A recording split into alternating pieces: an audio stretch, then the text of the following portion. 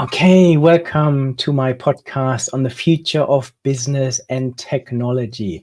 I'm Bernard Ma.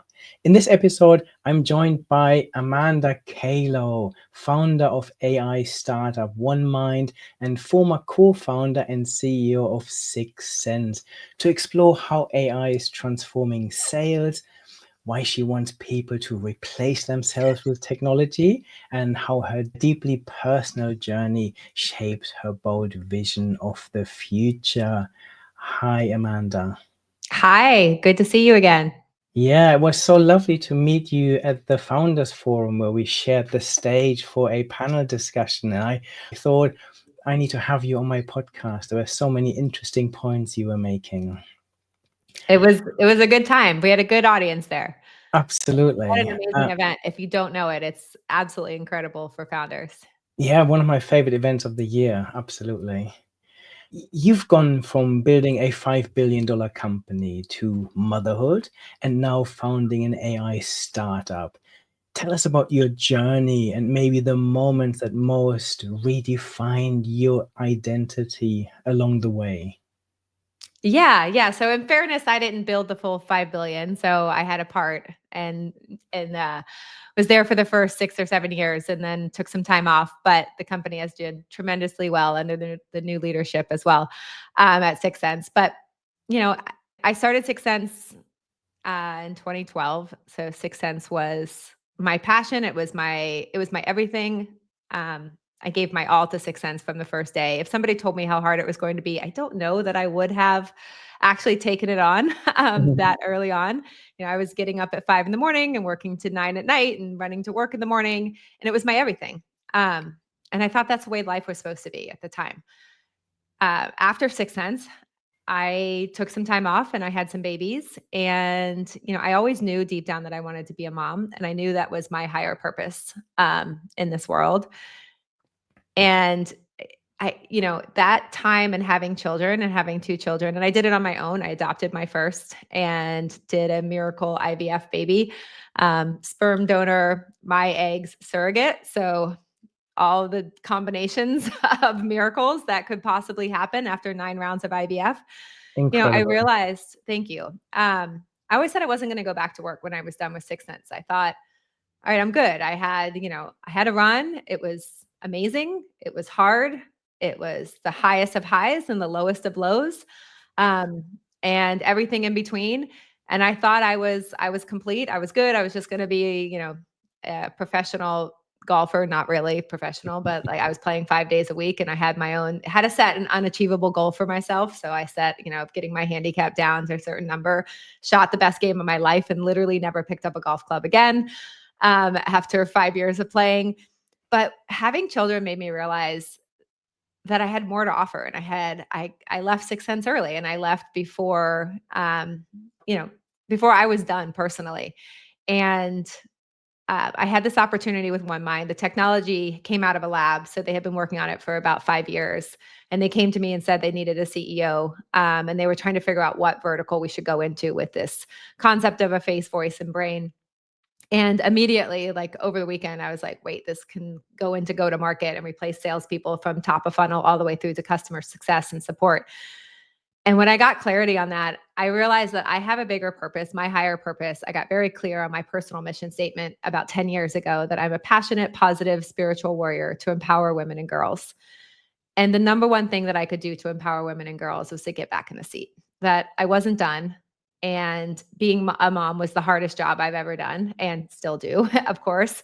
But I like to kind of off the cuff joke that I'm going to outsource some of that job so that I can sit in the seat and show women that we can do it and go all the way. So I have some big ambitions with OneMind. I want to be part of the less than 1% of women that ring the bell. And, I know we are early in our journey, but I absolutely believe that to be possible. In fact, deep in my soul, I know it to be true.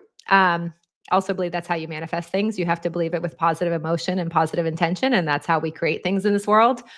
And so I realized that the best thing for myself, for my girls to see that, and for women and girls in general, was for me to go back and do what I know how to do and what I'm so passionate about doing. So here I am, a year and a half in at OneMind, and Honestly, I have to pinch myself every day because this company, the people that I've surrounded myself with that are building this company and this team are absolutely phenomenal. And I feel incredibly lucky to be on this journey.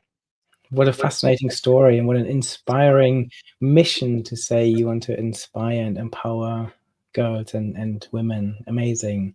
How has motherhood shaped your approach then to leadership, empathy, and innovation?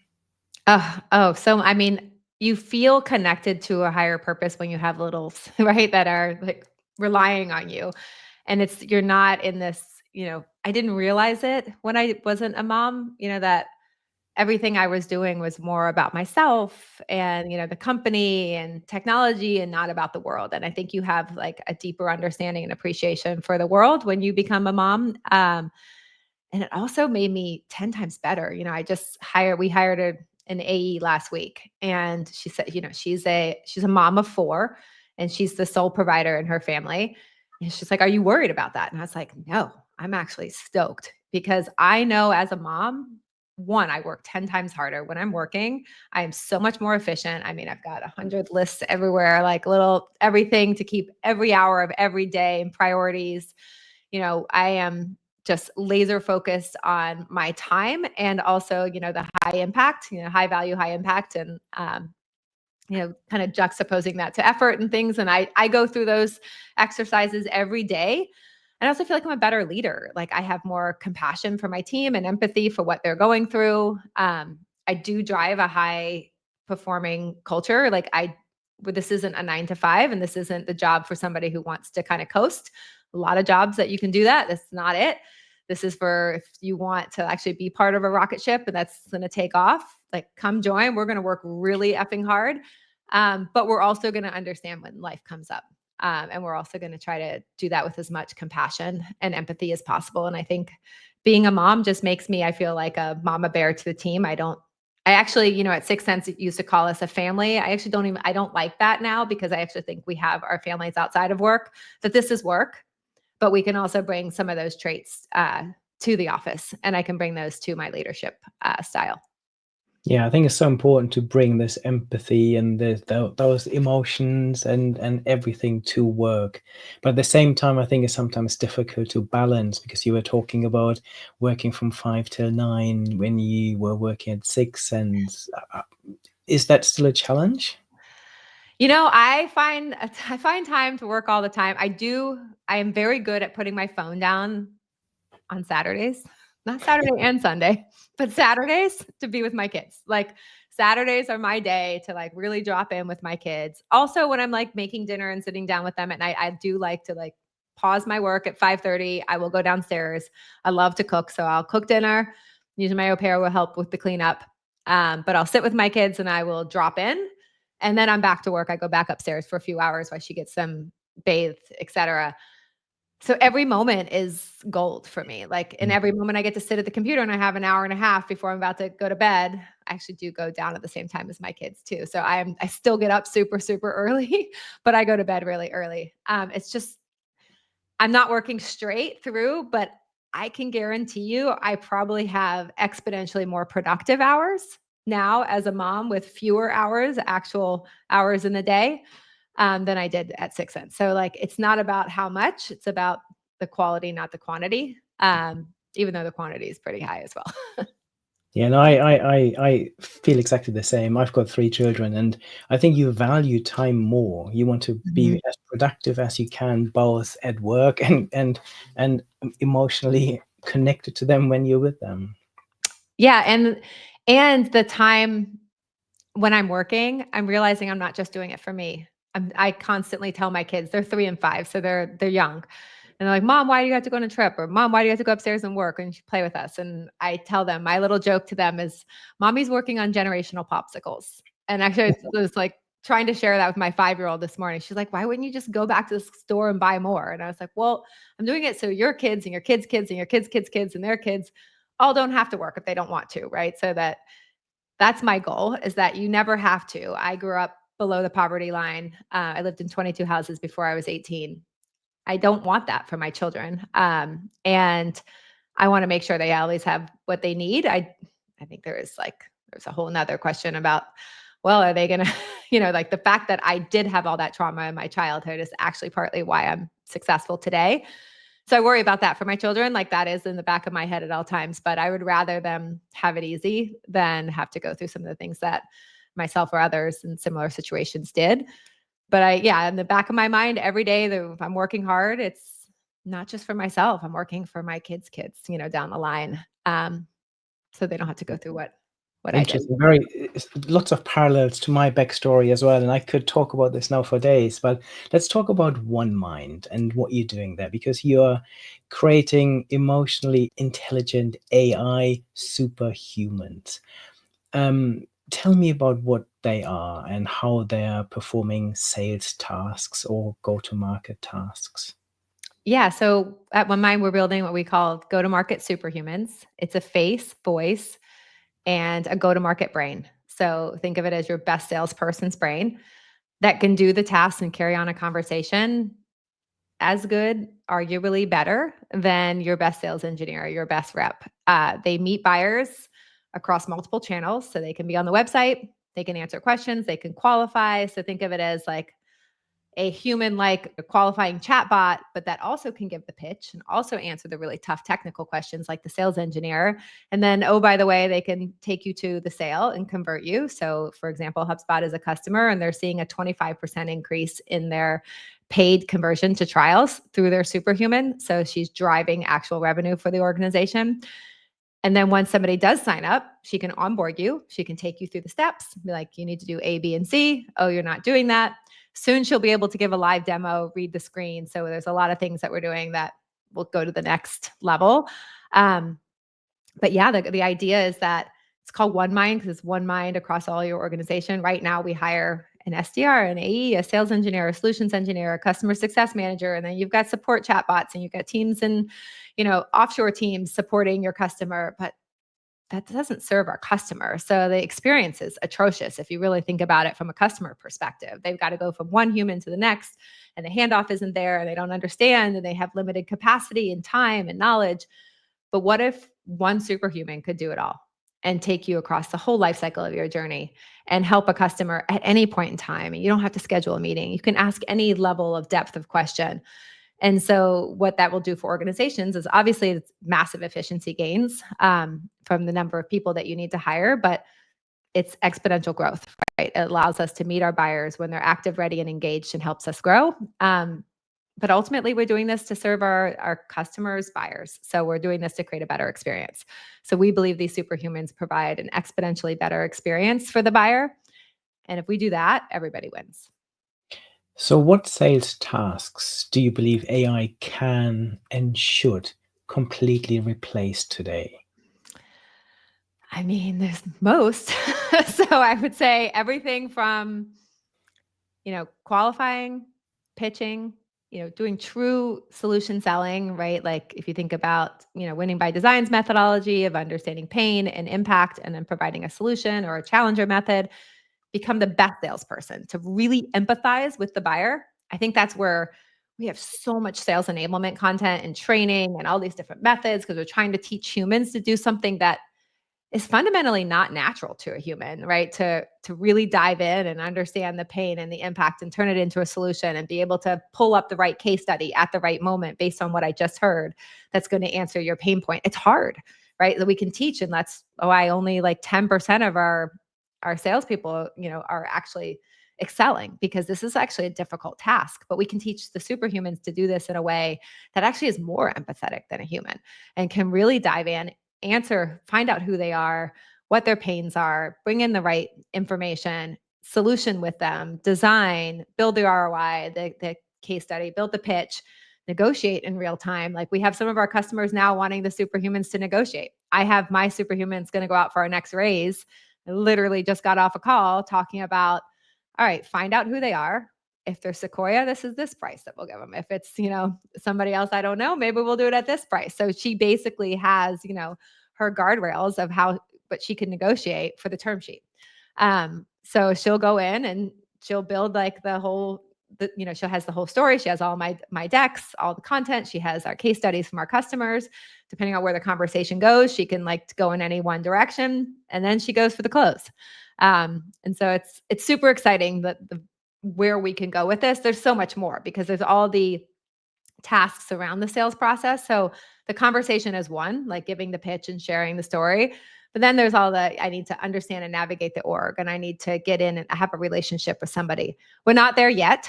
I'm not claiming that our superhumans can build that relationship and build that human connection, but I don't think we're that far off from being able to do that. I think that future is like rapidly approaching.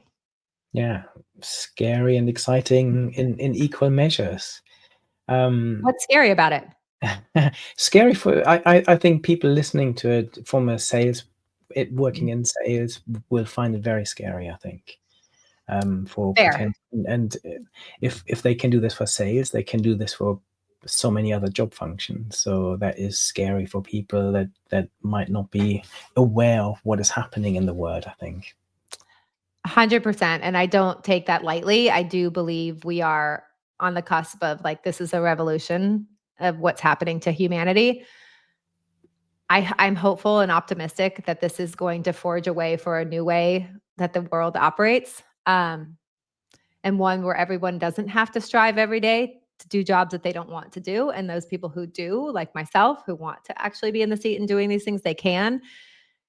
And as many jobs as like we are replacing, if you will, I do believe there will be exponentially more to create. Like there's just so much more that we can do, and we can serve humanity and like Maslow's hierarchy of basic needs in a much more efficient way, that not everyone has to do what they're doing to make ends meet and put food on the table every day.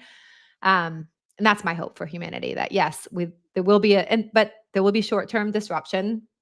And I don't want to sugarcoat that because I think it's real. And I think the most humane thing we could do for people is to share what's really coming and not say, oh, it's just going to augment and those people who use AI are going to be smarter. But there will be you need new jobs. Like there will be new skills that you need to learn and go out. Like my neighbor across the street used to be a data scientist. And then he came over and he's like, I can't seem to find a job. And I was like, well, have you thought about prompt engineering? I put him in touch with our CTO. And then next thing you know, he's working for us and doing prompt engineering. Totally new job, right? Mm. He had to reskill. Um, and I think the best thing we can do is be honest with what's happening. And you can be a part of it or you can be afraid of it. I like to think of everything in life, we have a choice to choose love or choose fear. That's Mm. in every choice in every moment, and accept what is and move with it and try to be a part of it, or we can be afraid of it. And being afraid of it isn't actually going to help us and serve us in the end. No, I like the way you make that point, and I completely agree. I think we owe it to the future of humanity to make the world a better place where we don't have to do all the tasks we do every day that we don't actually want to do. And we shouldn't waste our amazing human potential on doing when we can do so much better. We can do so many amazing things, and we will never run out of things to do. Yeah, and I think of like here's a personal example. I hope my brother doesn't mind my sharing this, but my eldest brother used to be an entrepreneur, and he was like he hustled more than anyone. He hustled more than he was working 7 days a week. And then one day he burned out and he was like, I'm done. And he basically went to go be a monk for a little while and like completely like disassociated with capitalism and this society. And now his passion and what he really wants to do is help people at the end of life. But there's not a lot of money in that, right? And so, he can barely make ends meet doing this, but it is such like, oh my gosh, like, he like helps people and their families and like sits by their bed and, does this for people who don't have the means to like pay him well. And those are the people he wants to serve. What if society allowed him to do those things, but he could also take care of his kids and do the things he needed as well? And like, I think that's, obviously such a noble like task, like to be, and I don't want to do that. But we need people to do those things. And, putting value, we put value on those things that make money, but I think there'll be a shift, hopefully. But I do think I mean, I'm not naive either to think that there's probably going to be a greater disparity between the haves and the have-nots in this world as we move into this AI world that I don't have the answer to. Yeah, and I don't think this is something we can solve in the short term, but this is something I hope we can figure out in the longer term, that we actually need to just figure out what we actually value in society, in life, and then pay for those things, or reward, whether this pay with anything else that allows people to live those lives. 100%. Yeah. Um, so I would love to know some more examples of your customers and how they're using your tool. Yeah, so we have most of our customers are starting with what I call top of funnel. So it's on the website, it's engaging buyers the minute they come in, whether it's on the homepage or in deep, the high traffic product pages or pricing pages. People are like, all right, I want to learn about the product. And so instantly in that moment, they can get a full pitch, they can answer their technical questions, the superhuman qualifies and then skips the SDR and passes it to an AE if it qualifies. So it skips the role of needing, usually a chatbot's job, interestingly, is like to qualify and pass it to an SDR. It's like, well, we don't need the SDR because the SDR doesn't What's actually. an SDR for someone that might not be Oh, a familiar with sales it? development rep, which is usually a junior rep who comes in and all their tasks to do is take the first call, ask like the 5 med pit questions, like, do you have budget? Do you have, are you the right role? Are you the right job? Do you have a project aligned? So they try to find out if it's worthy of a salesperson, of an AE, and account executive taking the call. And so if you think about that from a buyer's perspective, it's like, I have to talk to this kid. Usually it's a younger person for like 30 minutes in order to talk to somebody who can actually tell me what you do. So it's a terrible experience. So our goal is you don't need to go through that extra step. Let the superhuman have that first conversation and not just qualify, but actually give the pitch. Let me share what we do and let me share customers that I use this for.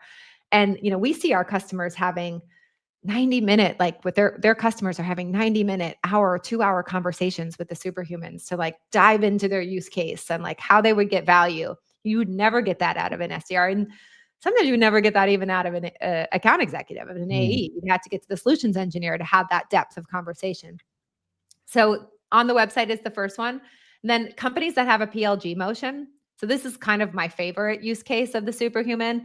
This is where we're not replacing humans. This is where we are just taking over a job that there was nobody to serve. So imagine a company that has a long tail. So it has massive, like let's take Databricks, for example. They're not a customer, but hopefully will be soon. But they have this massive long tail of, pay as free trial users, 30 million free trial users. I don't know what the actual number is.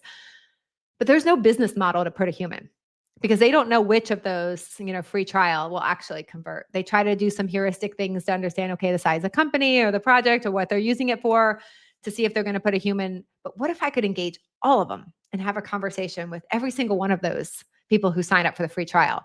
And what if I do it right away when they sign up for the free trial, rather than waiting down the line? And so the goal is like, let's have the superhuman talk to our long tail of people who are signing up in this PLG motion and try to get them from free trial to pay as you go, or from pay as you go to committed contract.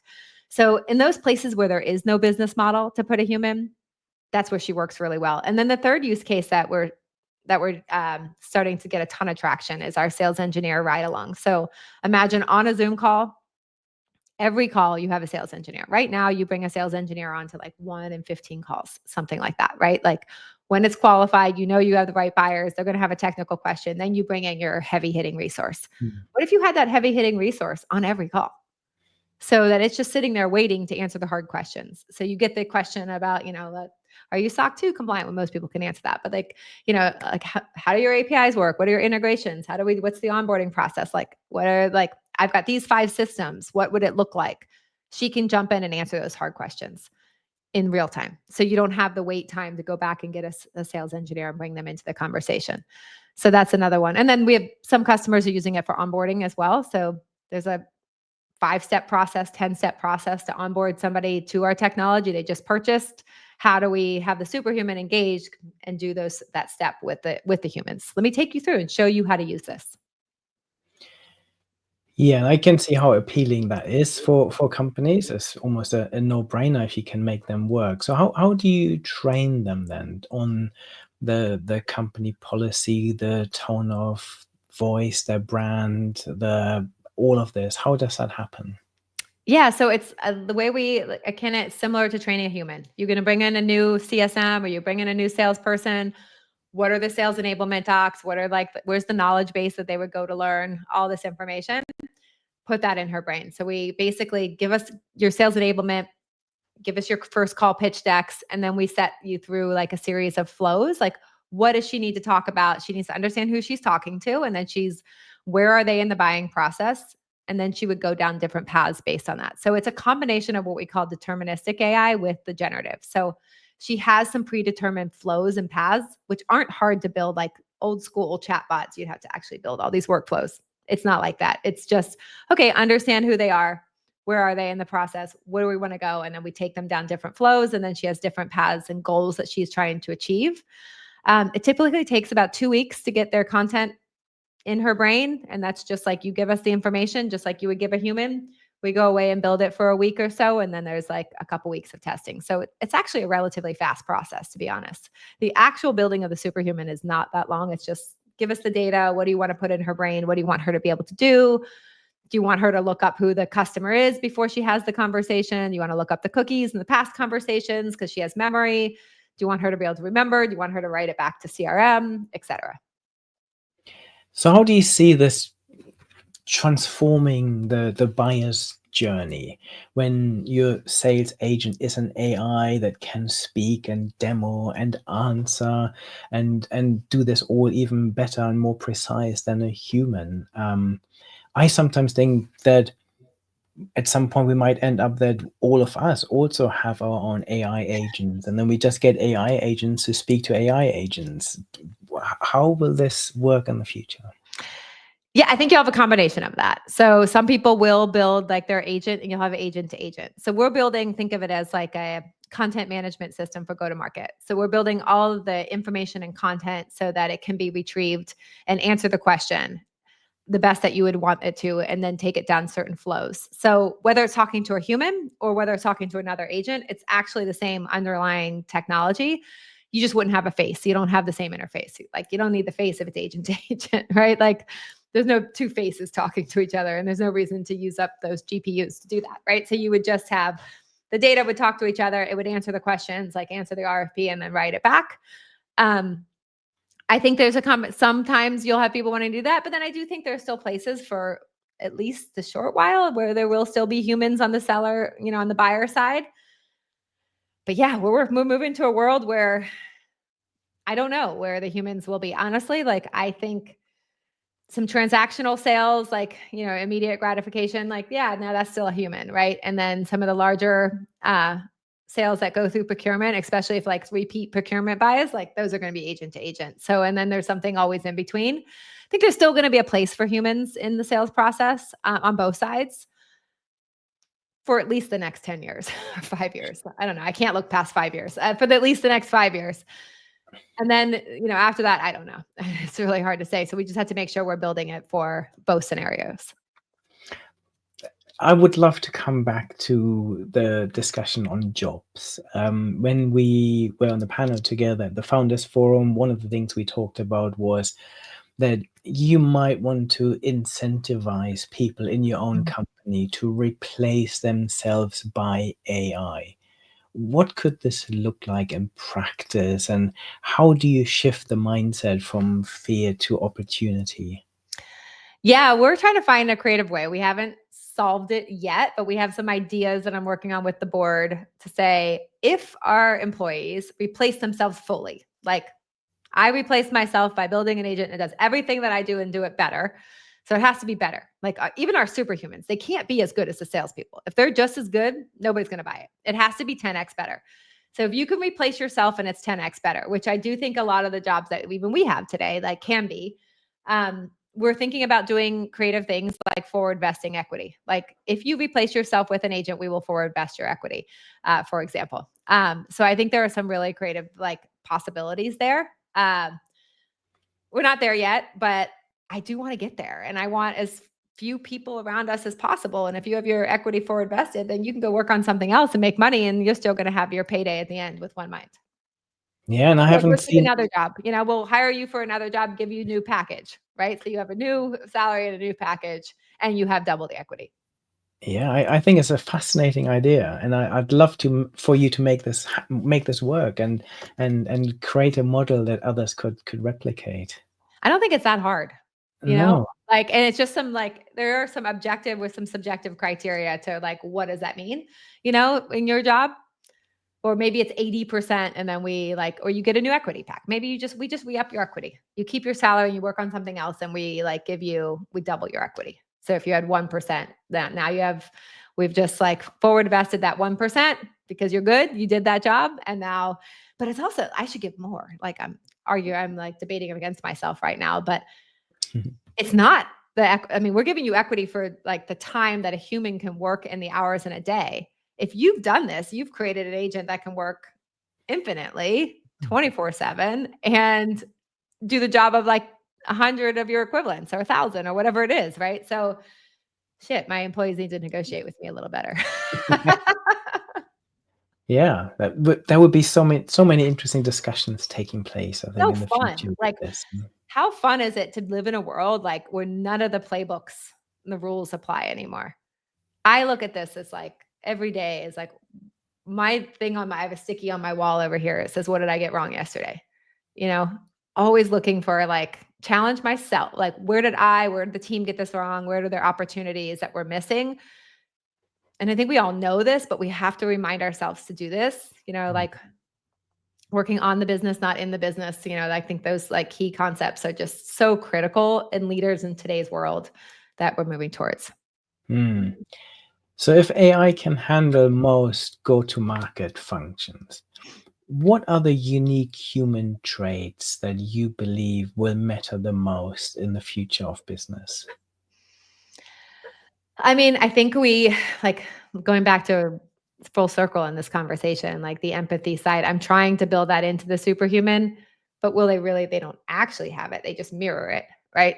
I don't think they'll actually have the empathy that we have and the feelings that we have and the heart that we have. So, and I love that because then humans can go back to being more heart centered and like those people who are striving for that connection will be the ones that survive because those are the ones that like you're not going to get that in an AI and you can get that here.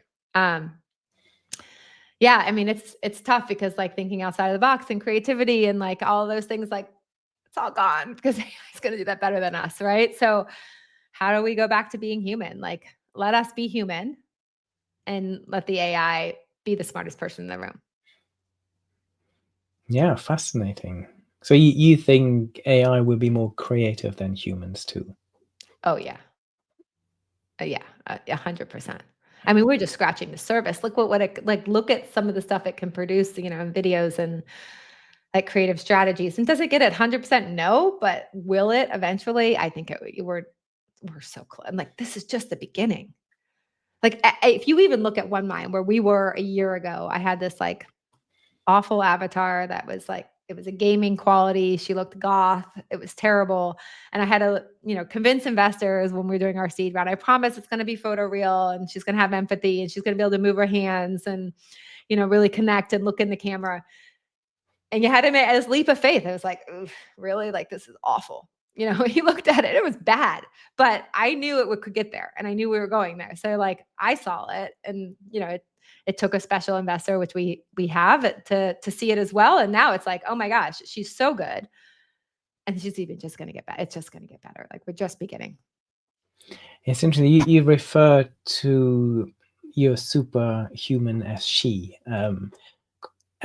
Why she? I mean, there's lots of discussions Mm. around should they be it, should they be he, should they be she, should people have a choice? What has been your thinking in that process? Oh, I love this question. Well, there's a couple things to like threads to pull here.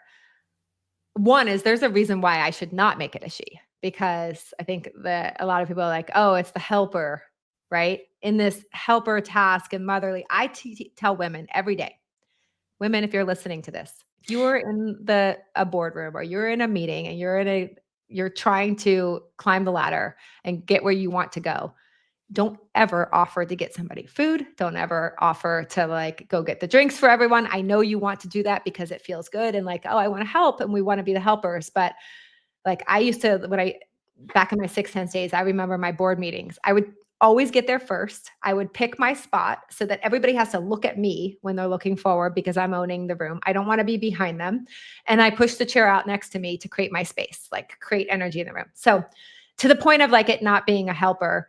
But I believe these aren't helpers. These are actually the smartest people in the room. So what we're building is not your helper. We're building somebody that's exponentially more evolved than a human. So that's why to me this is a she. Like, and I'm not, this is not bashing men. I love men. Don't anyone, please don't take this the wrong way. But I do believe, in our species, I think we are the slightly more evolved of the uh, of the species. And so this is, I like to call it a she. I'm part of less than 1% of women founders, at the stage that we're in, that are women, that, if I do, knock on wood, we do ring the bell, I will be part of that 1%. And in animal kingdom, 1% is extinct. So, I'm going to go out and call my superhumans a she. That said, our customers, we have some that have males that they have chosen. They're going to have a male and it's a he, or it can be a they, or we give that's customers can do whatever that. We have an owl, we have a tree. So like, it's not, it can be any gender, it can be anything, any character that our customers want. But our tagline is, she's the smartest person in the room. I'm leaning into that side of it, of like, I believe like, we can do something slightly different. I'm trying to run my company different than a lot of these other male dominated world in tech. And so, yeah, I'm not afraid of what might be some backlash as a result of it. And how did you decide what she looks like? Everybody gets to pick what face they want and what they want him or her, or the tree or whatever that aligns with their brand.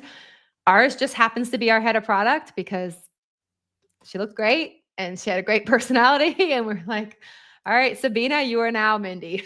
So the face of Sabina, who's the real human, is the superhuman Mindy on our website. So that is actually our head of product as our face, but everybody chooses different faces. We have owner, for example, is a customer, and they're going to use their CEO. It has a connection with his buyers. So we're going to use his face.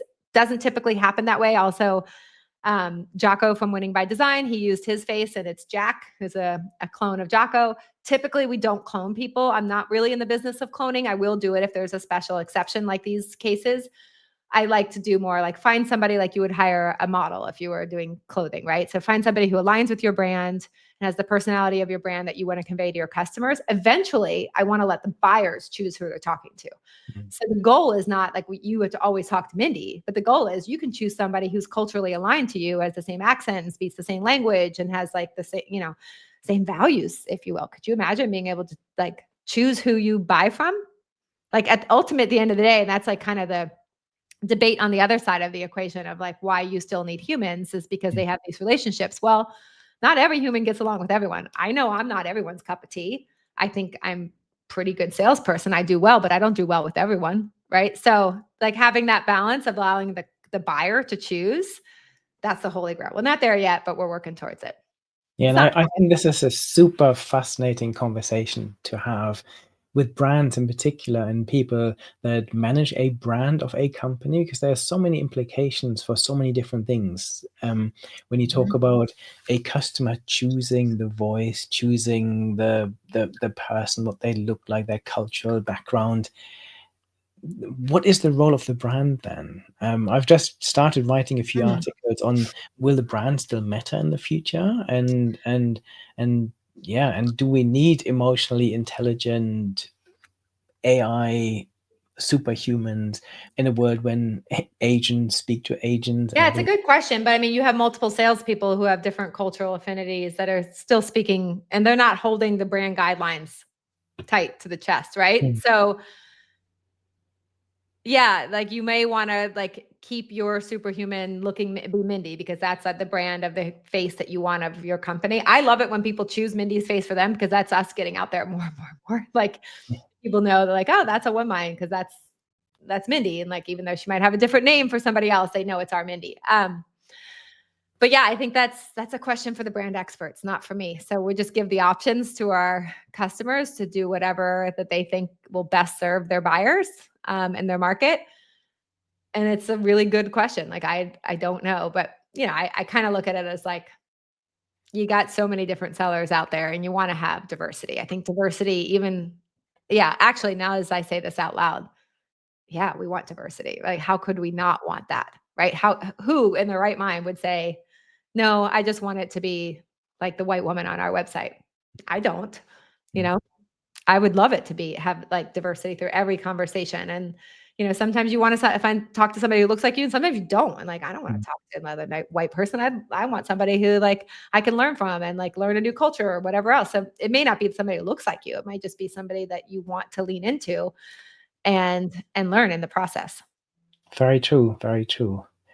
As a two-time founder, then, what were some of your biggest lessons that you have learned throughout your career? And what pieces of advice would you give to someone listening who might be starting a business, thinking about founding a business? What would you tell them? Um, the more you know, the more you don't know. That's one of the things I realized. Like the more I like feel like I'm getting closer to understanding how all this world works, the more I'm like, I don't know shit. So like that um, has really stuck with me. Like just genuinely caring about the people around myself. I think the more I care about the lives that are happening around me, the better of a leader that I can be for the company. And it's hard, and most companies fail. So you're likely to fail. And you might fail in a small way or a large way, but it's those people who get up and it's like in the times when shit's hard, that's who our character is. Like that to me is like when shit is going sideways and how we show up is who we are. It's not who you are when stuff is going well. And I have to remind myself that right now because I'm kind of feeling on top of the world right now and I kind of need to like check myself because I've got product market fit and the wind is in our sails and it's shit is working. But this is not a test of my character right now. And so the test of my character, will come when things get hard and hopefully they don't get too hard and hopefully we keep going in this direction and I get tested in other ways and I truly believe in that. But yeah, I have to like the humility to recognize that. Yeah, I love that. And it's funny, I've had a number of conversations recently, and the word humility seems to be coming up again and again. And Mm, it's actually one of my favorite words, mine my too. favorite traits, I think. 100%. Yeah, and it's not and God forbid it's not me, it's the people around me. I have an incredible team. I'm just so blessed every day I wake up and I do my like look, those of you who are doing this is one piece of like tactical advice. Like I truly truly believe this with all of my being that manifesting is real. The energy of the universe is real. And if you put it out there and you look in the mirror and you believe it and you tell yourself this is how I'm going to show up, this is what I'm going to achieve whether in this time frame or this time frame, you absolutely can achieve anything you want in this world if you believe it with positive emotion and intention, but you have to believe it. And the place that manifesting goes wrong is when you actually put something out there you don't believe, you're actually going to get the opposite because you're going to manifest what you don't believe. You're going to manifest whatever holds like deeper to that feeling in your gut. So for example, you say, I want to be a billionaire, but you actually don't believe you can, you're going to probably be like underwater because you're putting something out there you don't believe. So get yourself like, I believe I can get myself out of debt, or I believe I can be living in a beautiful big house, or whatever it is that you want.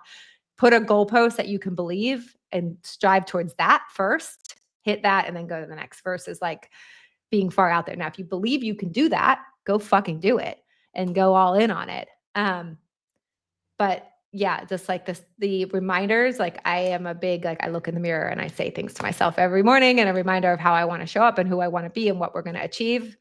And I have these massive like sticky notes on my bathroom mirror of like my personal goals. And I read them to myself every morning, so I read it out loud to the universe. The universe hears it. Call me crazy, like energy person, but I, it served me well. Yeah, and I think if you believe, you can achieve anything. If you truly believe in it, and just have to make it happen. 100%. Yep. So fast forward now to a time when maybe your daughters are entering the workplace. What kind of work do you hope One Mind and your vision for AI has helped to create? I think it's created a world where we all don't need to be striving in these menial jobs that like task-based jobs that we're doing and transactional. It's created a world where we can connect more as humans. We can be human and the the day-to-day like shuffling of papers and process and making decisions that we don't actually care about as a human are left for the AI, and we could be human. Yeah, what a great way to end this conversation. I could keep going forever because this has been truly fascinating and engaging. But let's finish on this amazing note. Let the world be more human. Let's be more Thank you so focused on much, human. Amanda. Yeah, thank you. This is great. Super fun. Perfect. Thank you. And for anyone who ever wants to re-listen to this conversation, simply go to any podcast platform or to my YouTube channel where you can watch it, and you can find hundreds of other conversations like this. Thank you.